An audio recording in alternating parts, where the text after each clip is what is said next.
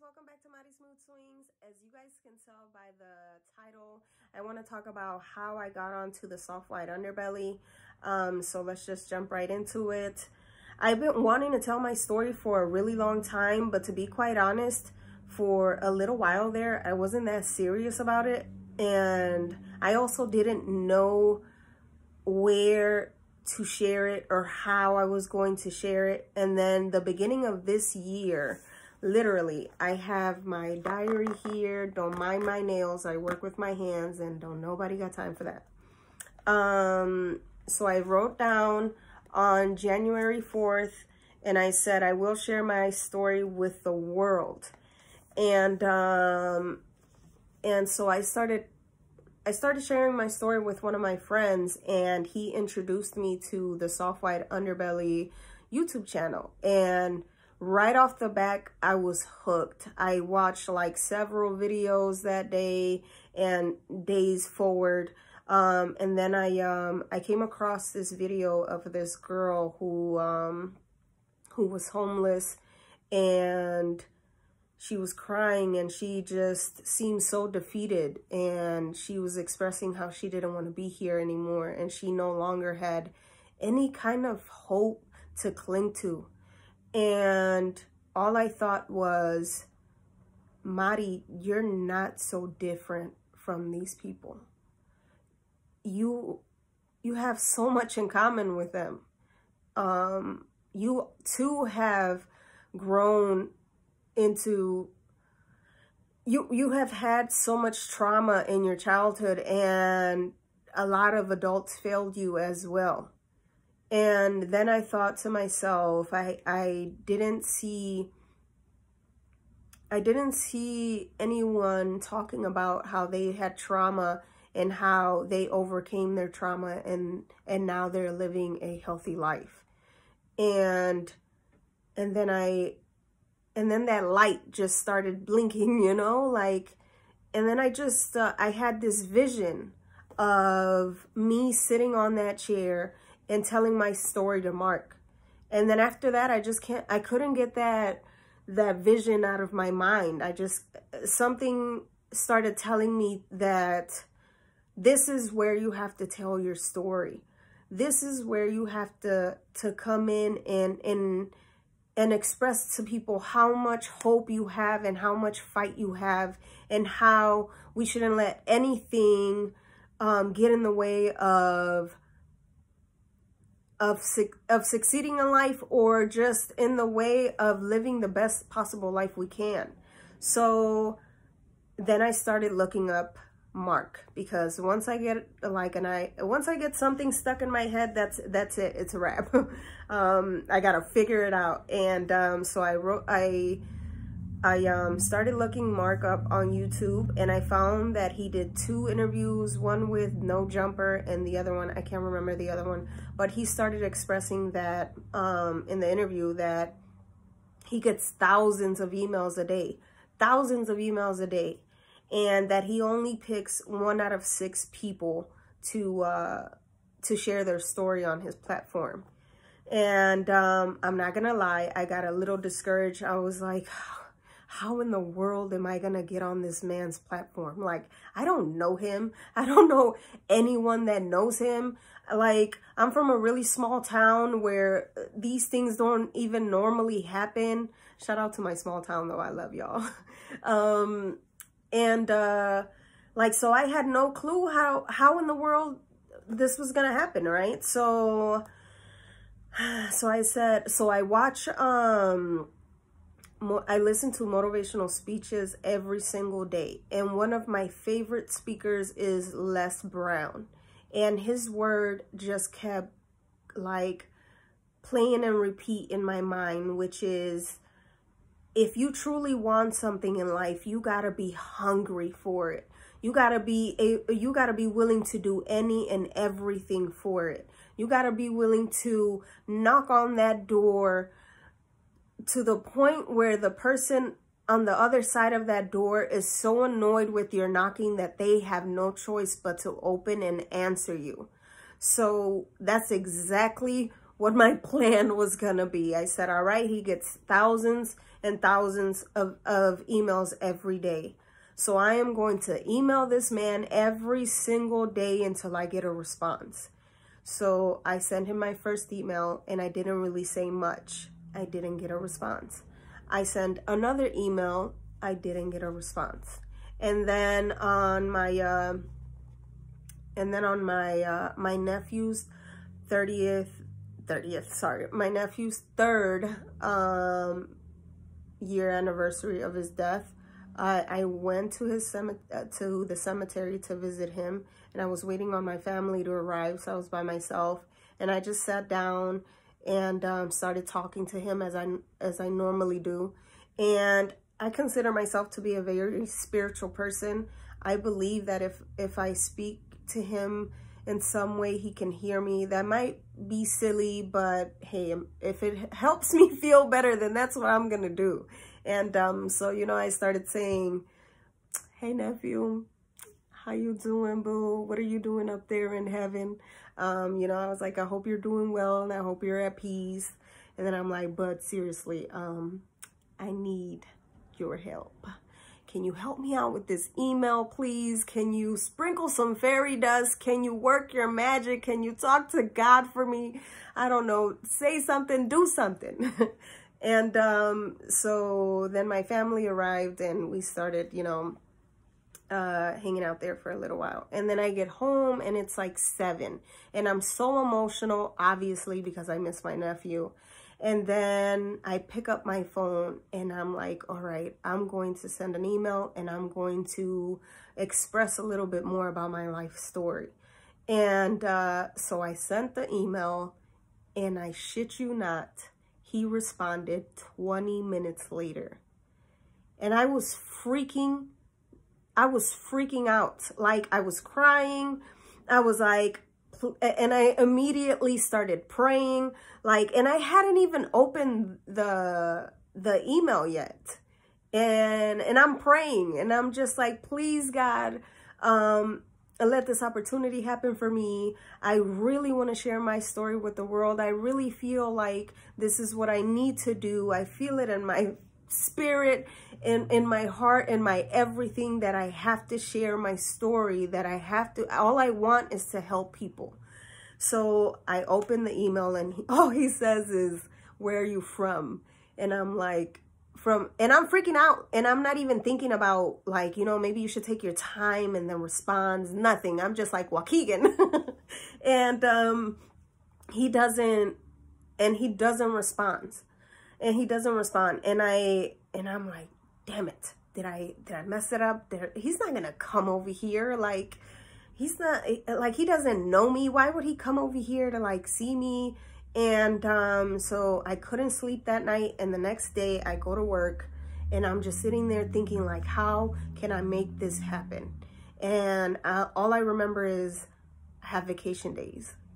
And I had already put in a week worth of vacation days, like a few days before that. I just wanted to take some time off or something.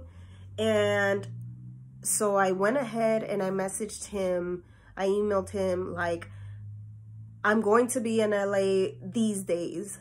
Girl, I was lying. Like, I was just making this shit up as I go, like, literally winging this. And he responds, okay, those dates work for me. And I'm at work freaking out. I'm just like, okay, this is happening. And I'm like, wait, you don't have a flight ticket.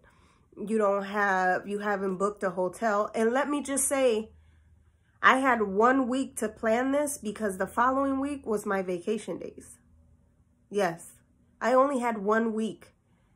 And then I'm like, how in the world? I don't have any of this stuff ready. So I come home, I call my younger sister, and she comes over because she's going to start helping me with looking for a hotel room and flights and all that. And then she's like, are you going by yourself? And it's very last minute. She couldn't go because she just got hired onto a new job. And, you know, when you first are starting a new job, girl, you can't even get up to go to the bathroom. You got to be on your P's and Q's. And and I didn't feel comfortable going with anybody else. And I've never traveled alone. Like, I have never traveled. I have massive anxiety issues, and honestly, going to a restaurant by myself is hard for me. Like, I have really bad anxiety, and I'll make a video about that later. So I'm like, no, I don't have anybody that's gonna go with me.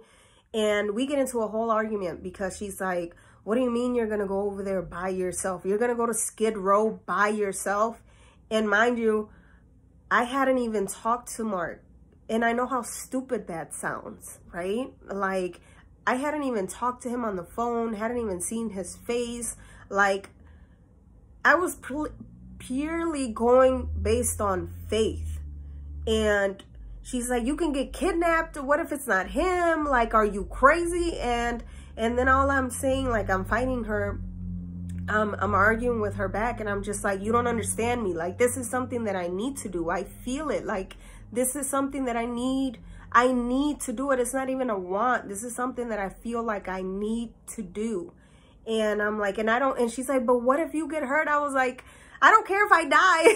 I know that's so dramatic, but I was like, I don't care if I die. If I'm fighting for what I believe in and what and this is one of my dreams, and if this is gonna help people, at least I left this earth fighting for what I believe in, you know? And so she leaves my place really pissed off, and I was mad too. So I'm like, all right, Mari, like, try to calm down and find someone. I think like, who can go with you? And then my best friend popped in my head. Shout out to her. I love you, girl. I don't know what I would have done without you. So I call one of my best friends, and I'm like, I need you. Like, I need you to go with me to LA. And she's like, when? And I'm like, a week from now. She's like, what? I'm like, I know it's like super like last minute, and we still don't have flights. And I'm like, don't worry about the hotel. I'll cover the hotel. And she's like, okay, well, let me talk to my job and move stuff around and see if I can even go. And I'm just like praying to God that she can come with me. And then she sends me a message saying that she can go. And then I'm like, thank you so much. And then I call my landlord because it's super last minute, and LA is ridiculously expensive, like ridiculously expensive. So I called my landlord, and I'm like, hey, and I've never done this before. And I said, hey, you know, I've never done this before, but can I give you my rent money when I come back from LA? I just want to make sure that everything goes fine, and then I don't have to like worry about anything while I'm out there. And I've been with my landlord for some years now, and he knows that I never do this. And he's like, of course, not a problem. And he's like, is this an opportunity? I'm like, yes. He's like, are you moving? And I'm like, if I have to, I will. And he's like, yeah, sure. Like, and don't worry about it. Go ahead. And then I just break down crying when I get off the phone, because I feel like God places people. Pay attention. I really do feel like he places people in your life to help you. Like how my landlord said it was fine, how my best friend got the yes from her job, like, and it was very last minute. And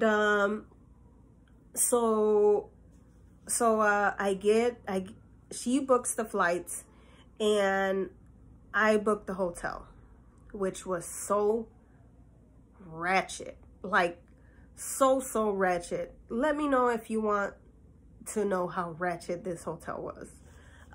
So we arrive, fast forward, and before I even left, Mark sent me an email saying, please don't come out here with the intentions that you're definitely gonna get on my channel, because I only pick 1 out of 6 people. And I had already knew that from listening to him on those interviews he's done.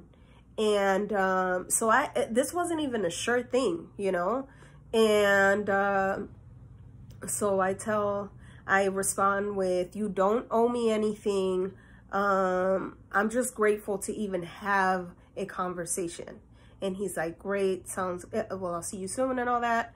And then I still hadn't, I know this is so dumb, but I still hadn't even talked to him or seen like his face. It was just purely on faith or pure ignorance. I don't know, however you want to see it.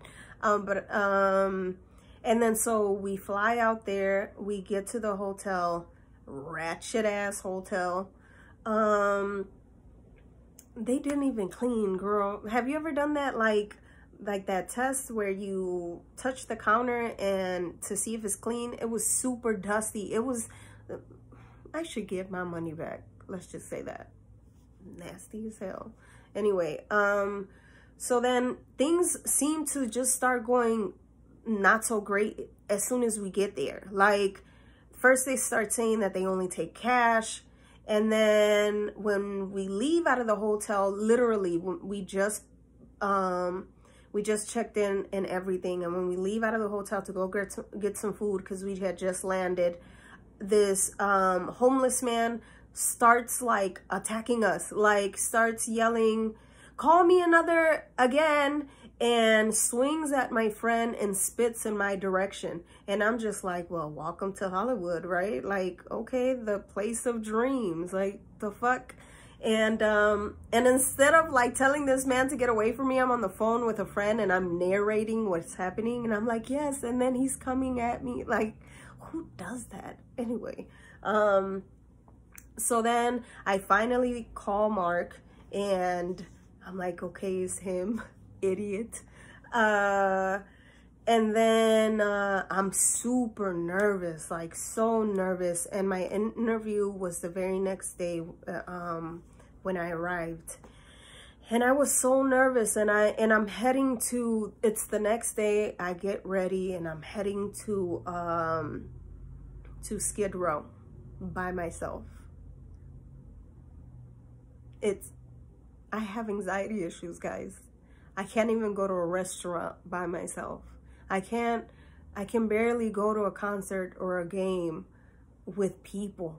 Like, I was having massive anxiety, but I was fighting through all of that because I'm telling you, this feeling that I had was just too, like, it was bigger than anything I ever felt. So I was just like F you anxiety, I don't care. I'm gonna do this. It doesn't matter. And I'm in the car on my way to Skid Row. And I start listening to, I turn my YouTube on, and I have so much anxiety and I'm freaking out and I'm scared and I'm in a place that I don't know.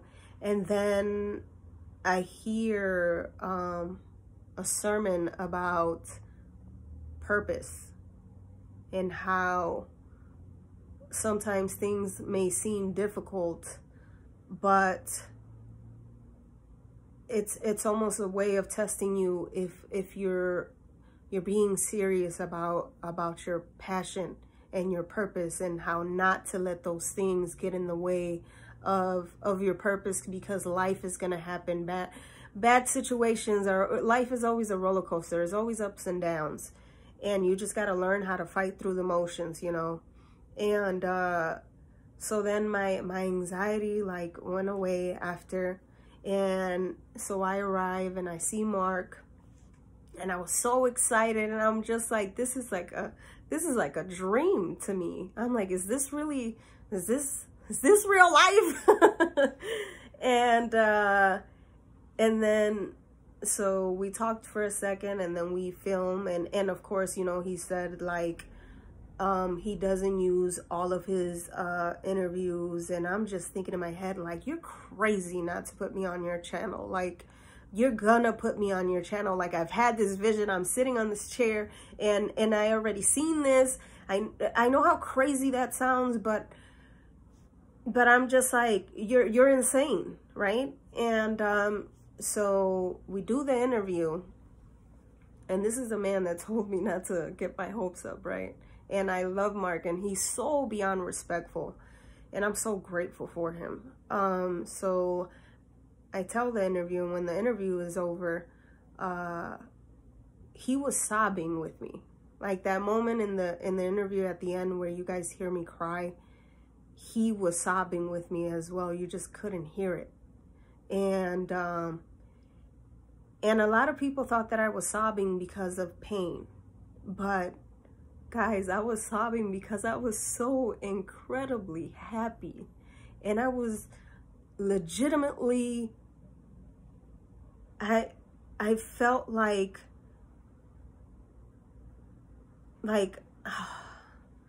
what's the word, liberated. I felt legitimately liberated. And it was oh man, I cannot express the feeling. And then the cameras were off, and he's like, I loved your interview, and I feel like it's one of my favorites, and I'm crying because I'm just like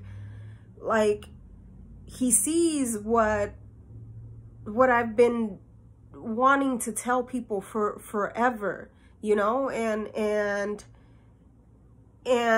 he just, oh man, it was just such an amazing feeling. And I just thank you so much, Mark, for letting me go on your platform. I cannot express how grateful I am. And then, yeah, and then after telling me how he wasn't sure if I were to be able to get on his platform to not get my hopes up, then he tells me he wants to have a follow-up. Going from, I don't know if you're going to get on my platform, to, I want a follow-up with you. How insane is that? Like, I was just so beyond overwhelmed. And all of that, figuring out how to get to LA, and everything being so last minute, and all of the BS that I had to deal with to get there was so worth it. So absolutely worth it. And by the way, my family didn't even know what I was doing. Had no clue. They didn't even know I was in LA until I told him, hey guys, I'm going to, like, when I was at the airport, that's when I told them that I was leaving, but didn't share why I was going out there. And I'll make a video on my family's reaction, and that'll be my next video, so stay tuned for that. And I hope you guys enjoyed that story. And thank you all for taking the time to even hear me out. I can't tell you enough how much I love and appreciate that. And if this is your first time watching me, I hope you subscribe and hit that like button, and leave a comment down below if you've ever felt like, you've ever had that feeling like no one understands your passion, and no one understands how hungry you are for something, and they don't get it. But you have that feeling in your heart of, I don't care if you understand me or not. This is something that I feel like I need to do. So I would love to hear that. I would love to see that in the comments. All right, guys, enjoy the rest of your week. Love you guys. Bye.